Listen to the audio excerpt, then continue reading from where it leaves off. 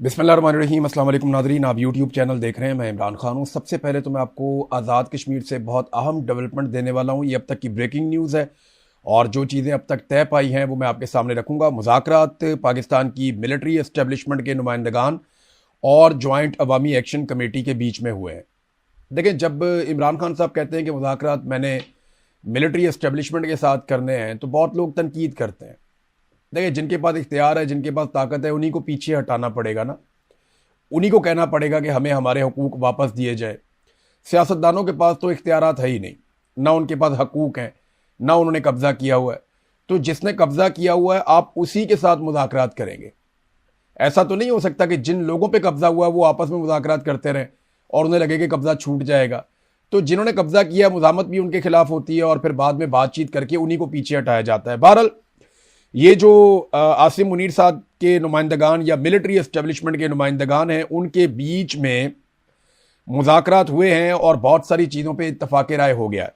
अब तक जिन चीज़ों पे इत्तफाक राय हुआ वो चीज़ें मैं आपके सामने रख देता हूँ। इससे पहले शायद आपको किसी मीडिया ने इसके बारे में नहीं बताया होगा और ये डेवलपमेंट अभी जारी है। और अगर ये चीज़ें जो फाइनल हो चुकी हैं ऑलमोस्ट, इनकी अप्रूवल आ जाती है और फाइनल अप्रूवल आप जानते हैं कि मिलिट्री एस्टेब्लिशमेंट में ऊपर से टॉप से आएगी। अगर ये फाइनल अप्रूवल आ जाती है तो उसके बाद सूरत हाल यकसर तब्दील हो जाएगी और फिर आप आज़ाद कश्मीर के अंदर कुछ और देखेंगे। तो आज़ाद कश्मीर के जो लोग हैं उनकी मेहनत रंग लाई है। जो चीज़ें जिन पे मामला तय पा गए उनमें सबसे पहली चीज़ यह है कि सीटें कम की जाएंगी। जो महाजरीन की नशस्तें रखी गई हैं आज़ाद कश्मीर की असम्बली में और उनका इलेक्शन करवाया जाता है ज़्यादातर पंजाब में, और इसी इलेक्शन की कंपेन PMLN कर रही है। ये 12 सीटें थी। इन सीटों को 4 से 6 के बीच में लाने के लिए मुज़ाकरात हुए हैं और ये 2 तजावीज़ मौजूद हैं। जॉइंट अवामी एक्शन कमेटी ने जो फ्लेक्सिबिलिटी दिखाई, मेरे ख्याल में उसमें 4 सीटें रह गई हैं और 6 सीटें दूसरी जानिब से कहा जा रहा है। ये बात पहले भी सामने आई थी, तो अब दोबारा ये बात सामने आई है कि वो सीटें कम की जाएंगी। नंबर 1 तो ये है। नंबर 2, शौकत नवाज मीर साहब वापस पहुंचाए जाएंगे आज़ाद कश्मीर में और उन्हें बाकायदा रिहाई का तरीकाकार भी हो जाएगा, उनको रिहा भी कर दिया जाएगा। तो एक तो शौकत नवाज मीर साहब के हवाले से भी ये डेवलपमेंट है और कुछ इंफॉर्मेशन जो अभी तक कंफर्म नहीं हुई वो ये बता रही है कि जहां उन्हें रखा गया था रावलपिंडी में, वहां से उन्हें कहीं और शिफ्ट कर दिया गया है और अगले 24 घंटों में या 48 घंटों में शौकत नवाज मीर साहब मंजर आम पे होंगे। उसके बाद जो नेक्स्ट इसके अंदर डेवलपमेंट है वो ये है कि 4th शेड्यूल के अंदर जिन जिन के नाम डाले गए उसका खात्मा किया जाएगा और फोर्सेस की बड़ी तादाद में वापसी हो जाएगी आज़ाद कश्मीर से, जिसका सिलसिला शुरू किया जा रहा है फौरी तौर पर। अगर ये फाइनली ये ड्राफ्ट जो है इसकी दोनों तरफ से अप्रूवल हो जाती है, क्योंकि यहाँ पे जो लोग बैठे हैं उन्होंने तो कुछ चीज़ों पे इत्तफाक राय कर लिया है और बहुत सारी चीज़ों पे इत्तफाक राय पहले भी मौजूद था। और एक और चीज़ जो इसके अंदर हो रही है वो ये कि इलेक्शन मौखर किया जाएगा। ये एक डिमांड सामने आई है कि इलेक्शन को लगभग 45 दिन के लिए आगे किया जाएगा, क्योंकि जब आप नशस्तें कम करेंगे तो पूरे इलेक्शन की सूरत हाल तब्दील हो जाएगी और फिर कंपेन भी नहीं हो सकी अभी तक आज़ाद कश्मीर में। नून लीग को तो अंडे पड़े हैं, उन्हें तो वहाँ धक्के पड़े हैं। नून लीग वाले बेचारे 50-50, 60-60 बंदों की रैलियां निकालते हैं रावलपिंडी में और वो वहाँ पे टिकटॉक बना के वो बता रहे हैं जनाब हमने तो कंपेन चलाई है। तो नून लीग की जो टोटल कंपेन है वो आज़ाद कश्मीर से बाहर बाहर है। आज़ाद कश्मीर की बाउंड्री के अंदर वो दाखिल होने की उन्होंने जरूरत भी नहीं की और जो लोग वहाँ पर निकले उनको वहीं पर दबा दिया आज़ाद कश्मीर में खवातीन ने और बच्चों ने। उन्होंने अंडे और डंडे मार मार के भगाया। उन्होंने कहा जी यहाँ पे हम कंपेन नहीं करने देंगे। पीपल्स पार्टी के साथ भी यही कुछ हुआ। वो जो फैसल राठौर वजीर आजम है उसको चोर चोर के नारे लग गए, अंडे भी फेंके गए। तो ये सारी चीज़ें जो हैं वो आज़ाद कश्मीर में हो रही हैं। ऐसे माहौल में इलेक्शन कैसे हो सकता है? तो इलेक्शन जो है इसको मौखर किया जाएगा और अंदाज़ा ये है कि 45 एक दिन तक इलेक्शन आगे किया जाएगा। अभी तक जो मेरी इंफॉर्मेशन है वो ये है कि जॉइंट अवामी एक्शन कमेटी खुद से इलेक्शन में हिस्सा नहीं लेगी, लेकिन ये ऐन मुमकिन है कि वो अपने उम्मीदवारों के नाम दे दे और वो ये बता दें, क्योंकि उनके बहुत सारे लोगों ने जो स्टेज पे भी मौजूद रहे हैं उन्होंने कागजात नामजदगी तो अपने अपने हलकों से जमा करवाए हुए हैं। और इस वक्त जो जॉइंट अवामी एक्शन कमेटी की सिचुएशन है, यानी 45 टोटल सीटें हैं तो उनमें से 12 आप निकाल दें तो पीछे आज़ाद कश्मीर के अंदर जो बचती हैं वो 33 नशस्तें हैं।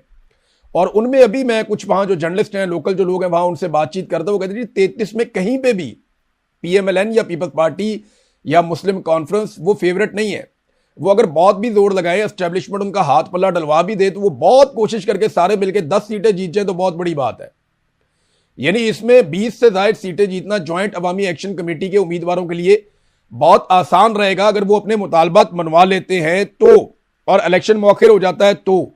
ये दोनों चीजें जो हैं वो इसकी शर्त है। अगर इलेक्शन मौखिर नहीं होता तो फिर एक बात याद रखिएगा, ये फिर धोखा है सारा। ये धोखा इसलिए है कि किसी तरह इलेक्शन करवा लिए जाए और इलेक्शन होने के बाद दोबारा से फिर गंद मारेंगे, फिर बंदे पकड़ेंगे, फिर से मुकदमा दोबारा खोल देंगे और सबको काबू करना शुरू कर देंगे, बड़े पैमाने पे ऑपरेशन होंगे, तो वो तो धोखा है। अगर ये इलेक्शन मुलतवी नहीं होते तो, अगर ये इलेक्शन आगे चले जाते हैं तो फिर इसका मतलब है कि जॉइंट अवामी एक्शन कमेटी ने बड़ा स्मार्टली अपनी ताकत को, अवामी ताकत को इस्तेमाल किया है और अपने मुतालबात मनवा लिए हैं। मैयतों की वापसी का एक मुतालबा था कि जो लोग शहीद हो गए थे, क्योंकि 42 अफराद की शहादत की लिस्ट जारी की एक दिन पहले जॉइंट अवामी एक्शन कमेटी ने, कि ये वो हमारे लोग हैं जो अलग अलग इजला में इस सारी तहरीक के दौरान शहीद हो गए। अब वो जो 42 अफराद हैं उनकी मैयतों की वापसी का एक मुतालबा था। जो अमानतन दफनाई गई हैं वो मैयतें भी वापस की जाएंगी सरकार की जानिब से ताबूतों में रख के। तो ये मुतालबा भी तस्लीम किया गया है जब दो तरफा बातचीत हुई, और मुकदमात का खात्मा किया जाएगा।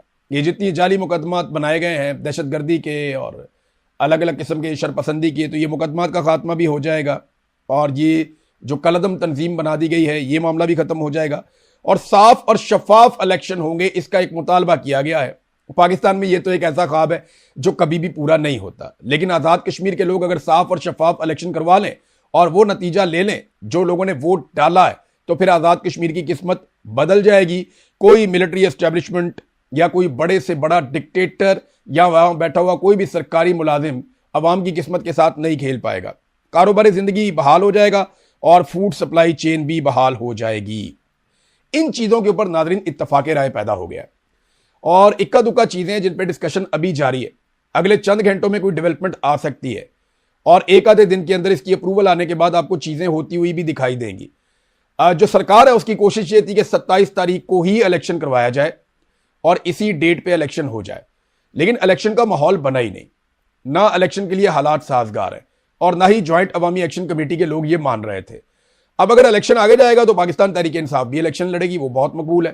फिर ज्वाइंट अवामी एक्शन कमेटी अगर अपने मुतालबात तस्लीम करवा लेती है और फिर इलेक्शन में जाती है तो उनके पास 42 शोधा की लाशें भी हैं और जो उनका एक सेंटीमेंट आएगा लोगों का वो आप सोच भी नहीं सकते। तो जो जितना मर्जी जोर लगा ले, सेक्टर कमांडर भी ऊपर से लेकर नीचे तक सब जोर लगा लें, वो नहीं इलेक्शन वहां पे फिर जीत सकेंगे। हां, ये जरूर है कि एक पॉलिटिकल फेस सेविंग के लिए पाकिस्तान पीपल्स पार्टी का इंतखाब किया गया है। मैं आपको फिर बता देता हूं कि पॉलिटिकल फेस सेविंग तो करनी होगी ना। ऐसा तो नहीं होगा कि फील्ड मार्शल आसिम मुनीर ने मुज़ाकरात किए बराह रास्त जाक के साथ या ज्वाइंट अवामी एक्शन कमेटी के साथ, ऐसा तो नहीं होगा ना। ये फौज के लिए बड़ा प्रॉब्लम हो जाएगा। वो बेचारे छुप छुप के गन डालते हैं तो वो सामने तो नहीं आ सकते। तो वो फेस सेविंग के लिए पॉलिटिकल पार्टी लेकर आएंगे और उसमें जो नाम आ रहा है वो पाकिस्तान पीपल्स पार्टी का नाम आ रहा है और एस्टेब्लिशमेंट की ख्वाहिश यही है कि कुछ भी करके बिलावल को हुकूमत बनाकर दी जाए आज़ाद कश्मीर में। बहरहाल नून लीग का तो पत्ता साफ है, पीपल्स पार्टी की हालत आपके सामने है और अवाम ने, जो आज़ाद कश्मीर की अवाम है, उन्होंने अपने मुतालबात के हक में डट कर अपने मुतालबात मनवाने के करीब उन्होंने पहुंचा दिया है पाकिस्तान की एस्टेब्लिशमेंट को। इन्होंने सोचा था लोगों को तोड़ देंगे, लोगों को भूखा रखेंगे, लेकिन लोगों ने गुजारा किया और लोगों ने किस किस तरह गुजारा किया ये आने वाले दिनों में आपको चीज़ों का पता चलेगा।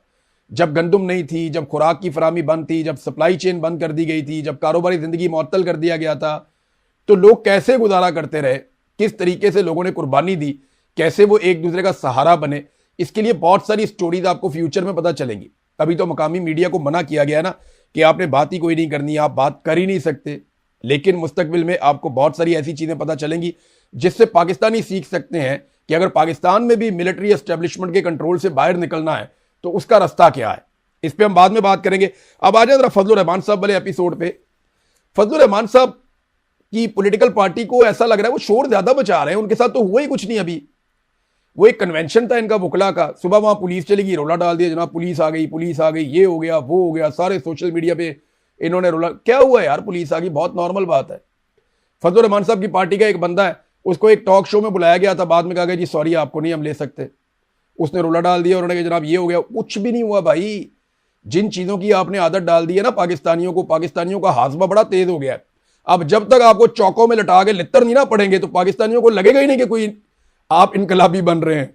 जब तक आपके बहुत सारे लोग शहीद नहीं हो जाएंगे, जब तक आप लोगों को इंतखाबी अमल से बाहर नहीं कर दिया जाएगा, जब तक आपकी जमात के ऊपर पाबंदी नहीं लग जाएगी, जब तक फजलुर रहमान अपने पूरे खानदान समेत जेल में नहीं चले जाएंगे, जब तक उनके तमाम अजीज और करीबी साथियों को जेलों में डाल के निशान इबरत नहीं बना दिया जाएगा, जब तक कि आपके ऊपर 9 मई तर्ज की कोई चीज नहीं डाल दी जाएगी, जब तक कि आपको निशान इबरत हर लिहाज से नहीं बना दिया जाएगा, तब तक कौम यकीन ही नहीं करेगी। जब तक आपके चादर और चार दीवारी का तकद्दुस पामाल नहीं होगा, जब तक आपके सैकड़ों हजारों घरों के अंदर घुसकर पुलिस तोड़ फोड़ नहीं करेगी, तब तक कौन यकीन करेगा कि आपके साथ जुल्म और ज्यादती हो रही। तो फजलुर रहमान साहब की पार्टी रोला ज्यादा डाल रही है, कुर्बानी दी नहीं कोई अभी तक, बिल्कुल ही नहीं दी, इन्होंने कभी भी कुर्बानी नहीं दी। ये हमेशा से बेनिफिशियरी रहे हैं मिलिट्री एस्टेब्लिशमेंट के फैसलों के, और अब ये कहते हैं जनाब हम उंगली कटा के तो शहीदों में नाम लिखवा लें। तो ऐसे तो शहीदों में नाम नहीं लिखवाया जाएगा, क्योंकि वहां बहुत बड़ी बड़ी कुर्बानियां दी हुई हैं। अगर फजलुर रहमान ने इमरान खान बनना है तो उन्हें इमरान खान के लेवल पे कुर्बानी देने के लिए अपने आप को तैयार करना पड़ेगा। अब देखें ना, फजलुर रहमान के खिलाफ कोई कानूनी कार्रवाई नहीं होती, रोला शोला डालते हैं ताकि पॉलिटिकल माइलेज फजलुर रहमान को मिले, लेकिन कोई कानूनी कार्रवाई नहीं होती। उधर नौरीन खानम का एक स्टेटमेंट, अच्छा फजलुर रहमान के और नौरीन खानम के स्टेटमेंट में जमीन आसमान का फर्क है। फजलुर रहमान ने डायरेक्ट शोहदा पे अटैक किया, नौरीन खानम ने डायरेक्ट जर्नैलों पे अटैक किया। फजलुर रहमान ने कहा जनाब तनख्वाह लेके मरते हैं तो हम पे क्या एहसान डालते हैं, उसने ये कहा कि अपनी जान का एहसान हम पे मत डालो। नौरीन खानम ने कहा जी ये जो इंडिया और पाकिस्तान की जंग हुई थी ना, इसके अंदर ये मिले हुए थे मोदी के साथ, तो दोनों में बहुत फर्क है। और नौरीन खानम ने कहा उस मीडिया वाले को कि आपने इसको ऑन एयर नहीं करना, उन्होंने डिसोन कर दिया अपने स्टेटमेंट को, यह कहकर के आपने ये स्टेटमेंट देखें, जब आपको लगता है कि मेरा स्टेटमेंट गलत है, जब आपको लगता है कि मुझे ये नहीं कहना चाहिए था, या जब आपको लगता है कि इससे लोगों की दिलादारी होगी, तभी आप कहते हैं ना कि इसको ऑन एयर नहीं करना, वरना तो आप नहीं कहते कि इसको ऑन एयर नहीं करना। नॉर्मली तो सारे स्टेटमेंट ऑन एयर हो जाते हैं। फजलुर रहमान साहब की तकरीर तो आज भी वकला कन्वेंशन में चलाई गई है। फजलुर रहमान साहब की पूरी पॉलिटिकल पार्टी उसको ओन करती है, बार बार चैलेंज करती है कि मुकदमा देकर दिखाओ तुम्हारी ऐसी की तैसी, वो बार बार ये कहते हैं। लेकिन इंटरेस्टिंग बात देखें कि नौरीन खानम को बाकायदा NCCIA ने नोटिस जारी कर दिया, उनको बुलवा लिया, मुमकिन है उनको गिरफ्तार किया जाए, और वो जर्नलिस्ट है उसको भी बुला लिया। हालांकि इन दोनों में से किसी ने भी उस वीडियो को वायरल नहीं किया, वो वीडियो वायरल की मिलिट्री एस्टेब्लिशमेंट के टाउटों ने, और उनको वो क्लिप निकाल कर दिया गया कि इसको वायरल कर दो। हालांकि ये दोनों ये चाह रहे थे, जर्नलिस्ट भी और अलीमा खानम भी, कि ये वीडियो बाहर ना आए, और बड़ा क्लियरली ये चाह रहे थे कि ये वीडियो बाहर नहीं आनी चाहिए। और फजलुर रहमान साहब ये चाहते हैं कि उनकी वीडियो वायरल हो, इसलिए उन्होंने आज दोबारा चलवाई है। तो आप देखें, फजलुर रहमान को नहीं बुलाया, नौरीन खानम को बुला लिया। तो ये बहुत बड़ा फर्क है, ये बहुत बड़ा फर्क है। इससे एक चीज बड़ी वादे हो जाती है कि फजलुर रहमान को पाकिस्तान की मिलिट्री एस्टेब्लिशमेंट अपने लिए खतरा नहीं समझती, जबकि इमरान खान से ये आज भी खौफजदा हैं कि इमरान खान और उसका खानदान हमारे ऊपर मुसीबत बना हुआ है। नाजरीन, जो अलीमा खानम है वो निकलकर सामने आई है, लेकिन मैं एक चीज और आपको बताता हूं जाते जाते, कि ये पॉलिटिकल पार्टी जो है ना, चाहे PMLN है, चाहे पीपल्स पार्टी है, चाहे फजलुर रहमान है, चाहे ANP है, चाहे MQM है, चाहे PTI है, ये बारी बारी सबकी बारी, ये मिलिट्री एस्टेब्लिशमेंट आप सबको ठोकेगी एक एक करके, बहुत मारेंगे, ये एक एक करके मारेंगे, सबको मारेंगे, ये हर चीज पे कंट्रोल करेंगे, आपको बहुत मारेंगे। लिहाजा बजाय इसके कि आपस में आप लड़ें, फजलुर रहमान साहब को अभी भी होश के नाखून लेने चाहिए। पीपल्स पार्टी से बात करें, नवाज शरीफ से बात करें, जरदारी से बात करें, और इन सबको कहेंगे यार बहुत हो गया, पाकिस्तान की मिलिट्री एस्टेब्लिशमेंट से सियासत का इख्तियार वापस लिया जाए और इनको वापस बैरकों में भेजा जाए, ताकि पाकिस्तान में निज़ाम ज़िंदगी चले और कंट्रोल जो है वो सिविलियन क़यादत के पास आना चाहिए। तो ये है आगे बढ़ने का रास्ता, वरना फिर बारी बारी सबकी बारी। अलीमा खानम निकली अपने भाई के लिए आवाज़ उठा रही हैं, वो स्वात के इलाके में गई, मालाकंड में गई, वहाँ पे लोग निकले, निकल कर उन्होंने इस्तकबाल किया, बिल्कुल वैसे निकले जैसे सुहेल अफरीदी के लिए भी निकले थे। देखिए, वो बतौर बहन वही कर रही है जो उन्हें करना चाहिए। वो जोर लगा रही है कि यहाँ लोगों को इकट्ठा करूं मैं उनको बताऊं, यहाँ लोगों को इकट्ठा करूं मैं उनको बताऊं, लोगों को सबको इकट्ठा करके हम अडयाला जेल की तरफ जाएंगे, हम लॉन्ग मार्च करेंगे, हम एहतजाज करेंगे। एहतजाज से फर्क पड़ता है, कश्मीरियों ने इस बात को साबित किया। अभी कोयटा के अंदर जो लोग एहतजाज कर रहे थे, उन्होंने इस बात को साबित किया कि अगर आप साबित कदम होकर बैठ जाएं, तो आप 8-10 दिन भी बैठ जाएं तो हुकूमत को मुसीबत पड़ जाती है। एहतजाज से फर्क पड़ता है, ऐसा नहीं है कि फर्क नहीं पड़ता, लेकिन उसके लिए एहतजाज उस नौयत का करना पड़ता है। तो इमरान खान की बहन तो बेचारी जोर लगा रही है, वो बाकी बहनें भी जोर लगा रही हैं। एक बहन अदालत में केस लड़ रही है, एक बहन जो है वो मीडिया में केस लड़ रही है, एक बहन जो है वो सड़कों के ऊपर मौजूद है और वो केस लड़ रही है अपने भाई का, कोशिश कर रही है। लेकिन ये भी याद रखिएगा, स्ट्रीट मूवमेंट नहीं है। कई लोग सोशल मीडिया पे कह रहे हैं कि अलीमा खानम स्ट्रीट मूवमेंट चला रही हैं, ये स्ट्रीट मूवमेंट नहीं है, ये सिर्फ वो कोशिश कर रही हैं, लोगों को चैनलाइज कर रही हैं, मोटिवेट कर रही हैं, और एक तहरीक जो खत्म हो रही थी उसको जिंदा करने की कोशिश कर रही हैं। स्ट्रीट मूवमेंट मैंने कई दफा आपको कहा है वो कोई और चीज होती है, जिसकी ड्यूटी इमरान खान ने सुहेल अफरीदी की लगाई थी, जिसके लिए काम करना था सुहेल अफरीदी और जुनैद अकबर को। उसके लिए बहुत बड़ा तंजीमी ढांचा चाहिए होता है। स्ट्रीट मूवमेंट में आप हर घर तक जाते हैं, हर गली तक जाते हैं, हर मोहल्ले तक जाते हैं, हर नौजवान को टच करते हैं, आप नौजवानों को इकट्ठा करते हैं, हर एक की ड्यूटी लगती है, सबको पता होता है उसने क्या करना है। ये जो एक फोर्स बनाने जा रहे थे इमरान खान साहब की रिहाई के लिए, वो था स्ट्रीट मूवमेंट का एक रास्ता जिसमें इन्होंने काम ही नहीं किया, क्योंकि वहां पे इन्हें मिलिट्री एस्टेब्लिशमेंट ने मना कर दिया कि ये काम आपने नहीं करना, तो इन्होंने नहीं किया। बहरहाल जो अलीमा खानम कर रही हैं वो अपने भाई के लिए कर रही हैं, नेक नियति से कर रही हैं, लेकिन ये भी स्ट्रीट मूवमेंट नहीं है। स्ट्रीट मूवमेंट पार्टी का एक बहुत बड़ा ढांचा होगा जो मिलकर सारा काम करेगा, एक साथ लोगों में जाएंगे, अंदर तक लोगों को जाकर टच करेंगे, हर बंदे को तैयार करेंगे, और उसके लिए पूरा एक मैकेनिज्म बनेगा, वो होगा स्ट्रीट मूवमेंट। ये अभी तक तो स्ट्रीट मूवमेंट की अलिफ बे भी इन्होंने शुरू नहीं की।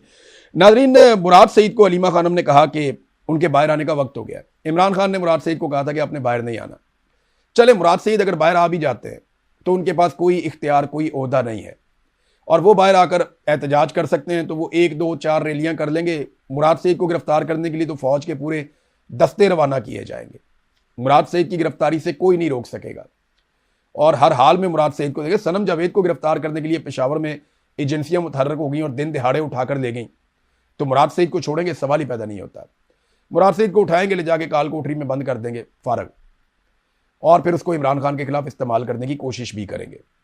अलीमा खानम का जो स्टेटमेंट है वो बतौर बहन सोचती है, लेकिन ये जिम्मेदारी इस वक्त मुराद सईद की नहीं है, ये सुहेल अफरीदी की जिम्मेदारी है। जो लोग सेनेटर हैं, जो लोग MNAs, MPAs, मिनिस्टर्स बने हुए हैं, जो वजीर आला बने हुए हैं, जिनको पार्टी के बड़े बड़े ओहदे दिए हुए हैं, ये उनकी रिस्पॉन्सिबिलिटी है कि वो इसको पूरा करें।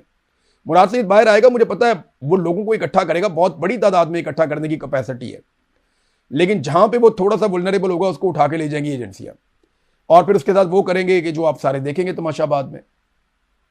तो ये भी एक हकीकत है, इसको भी मद्देनजर रखना पड़ेगा। नाज़रीन, एक और डेवलपमेंट है, और ये आलमी सतह पे है, और इसका इंपैक्ट जो है वो पाकिस्तान पे आएगा। देखिए, इस वक्त पहली मरतबा ऐसा हुआ इस लड़ाई में, जो अमेरिका ने अटैक किए ईरान के ऊपर, तो पहली मरतबा ईरान पे सिर्फ अमेरिका अकेला अटैक कर रहा है, और इन हमलों में उसने इसराइल को शामिल नहीं किया। आपने गौर किया कि इसराइल को शामिल क्यों नहीं किया, या इसराइल इन हमलों का हिस्सा क्यों नहीं है, या आलमी मीडिया बार बार ये क्यों नहीं कहता कि इसराइल भी इस हमले के अंदर शामिल है, सिर्फ अमेरिका अकेला इस हमले के अंदर शामिल है। और ईरान जो जवाबी कार्रवाई कर रहा है वो मुसलमान मुल्कों के अंदर, जहां पे अमरीकी अड्डे हैं, वो वहां पे बम मार रहा है। यानी जिन अड्डों से ईरान को लगता है ईरान पे अटैक हो रहा है, ईरान वापस उन अड्डों पे अटैक कर देता है, लेकिन वो मुसलमान मुल्कों के अंदर है, तो उसके ऊपर मजम्मत पाकिस्तान भी करता है और मुसलमान ममालिक भी करते हैं। देखिए, मुसलमान मुल्क अगर ईरान के साथ लड़ेंगे तो जो सबसे बड़ा दबाव मुसलमान मुल्कों पे आता है ना, वो ये होता है कि आप इसराइल के साथ खड़े हो गए और आप ईरान के साथ लड़ रहे हैं। अमेरिका से उतनी नफरत नहीं है जितना इसराइल से प्रॉब्लम है मुसलमान मुल्कों की आवाम को। तो इसराइल को इस मर्तबा डेलिबरेटली इस लड़ाई से बाहर रखा गया।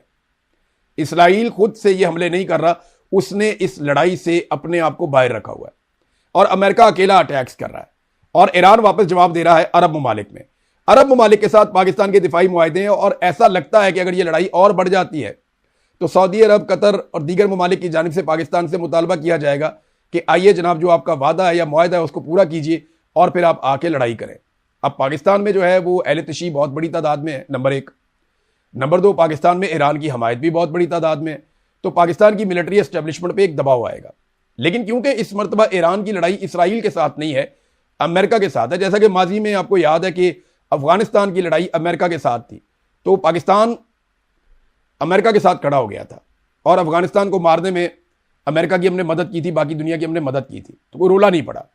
लेकिन अगर इसराइल आता अफगानिस्तान से लड़ने के लिए तो पाकिस्तान इसराइल के साथ खड़ा ना हो सकता। ये हमारा प्रॉब्लम है। तो अब इसराइल बीच में नहीं है, तो ऐसा लगता है कि पाकिस्तान से बहुत जल्द ये मुतालबा किया जाने वाला है, और ये एक ऐसी सिचुएशन होगी पाकिस्तान की मिलिट्री एस्टेब्लिशमेंट के लिए जो काफ़ी मुश्किल होगी, इसको हैंडल करना आसान नहीं होगा। और एक और चीज़, दहशतगर्दी के वाक़यात लगातार बढ़ते चले जा रहे हैं बलूचिस्तान में, और कुछ वीडियोज़ ऐसी हम सोशल मीडिया पर देख रहे हैं जो बनाई जा रही हैं कि पाकिस्तान की फ़ौज ऑपरेशन कर रही है, और ये कोयटा के अंदर जो पहाड़ियाँ हैं वहाँ पर ये वीडियोज़ बनाई जा रही हैं। लेकिन मकामी टिकटॉकर जो हैं वो दूर से वीडियोस बना के बता रहे हैं जनाब ये तो सिर्फ वीडियो बन रही है, कोई ऑपरेशन नहीं हो रहा। वो बीएलए की एक वीडियो मैंने देखी कि बीएलए के 5-6 लोग आ रहे थे और उन्होंने झंडे उठाए हुए थे और वो आ रहे हैं बंदूकें लेके, और वो अजीबोगरीब किस्म का ही मुकाबला हुआ, ऐसा तो फिल्मों में भी नहीं होता। और फिर जनाब उनको मार दिया गया, बाद में उनका वो फोटो सेशन, बहुत सारी चीज़ें दिखाई गई, वो भी एक जाली वीडियो साबित हुई। तो सोशल मीडिया हर चीज़ को खोल कर रख देता है। मेरे ख्याल में बलूचिस्तान को रियल ऑपरेशंस की ज़रूरत है। इस तरह की वीडियो से बलूचिस्तान में अमन नहीं आएगा। बाकायदा सिक्योरिटी फोर्सेस को लश्कर बनाने की बजाय मजबूत होना पड़ेगा और अवाम के हक के लिए दहशतगर्दों से बाकायदा उन्हें अब एक जंग लड़नी पड़ेगी बलूचिस्तान में, ताकि बलूचिस्तान में अमन कायम हो। जो साबिक वजीर आला हैं मालिक, वो ये कह रहे हैं कि दिन के वक्त भी अब लोग नहीं निकल सकते, शाम का वक्त तो बहुत दूर की बात है। अब तक के लिए इतना ही। अपना ख्याल रखिएगा, अपने चैनल का भी